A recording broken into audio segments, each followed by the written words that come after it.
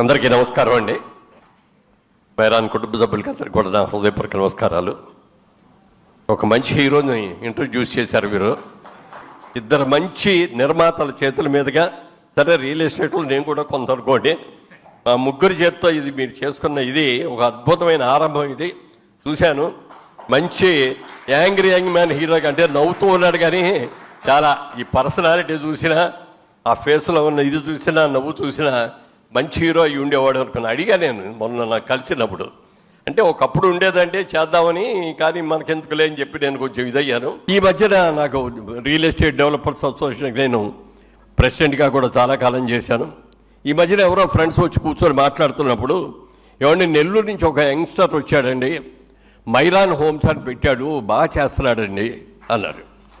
అంటే నాకు పరిచయం లేదండి, ఎప్పుడు కలవలేదు అన్న. ఆ తర్వాత ఒక నెల రోజుల క్రితం ఎప్పుడో ఓ ఫ్రెండ్స్ పరిచయం చేశారు. ఈయన పరిచయం చేయగానే జేబులోంచి కార్డు తీసి ఇచ్చాడు, మైరాన్ హోమ్స్ అని. ఆ కార్డు చూడగానే కార్డు భలే ఉందే అని జేబులో పెట్టుకున్నదాన్ని. ఇంటికి వెళ్ళిన తర్వాత జేబులో ఉన్న డబ్బులతో పాటు అది కూడా తీసి అక్కడ పెట్టా. రోజు పొద్దున్నే డబ్బులు జేబులో వేసుకుందామని చూసినప్పుడల్లా మైరాన్ కార్డు కనపడతానే ఉంది రోజు.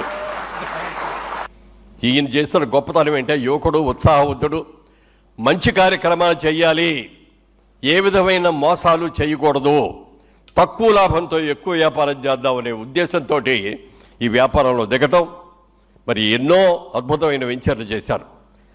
2017లో ఈయన వ్యాపారాన్ని ప్రారంభించి ఈ 7 సంవత్సరాల్లో 17 ప్రాజెక్టు పూర్తి చేయడం అంటే చిన్నమాట కాదండి.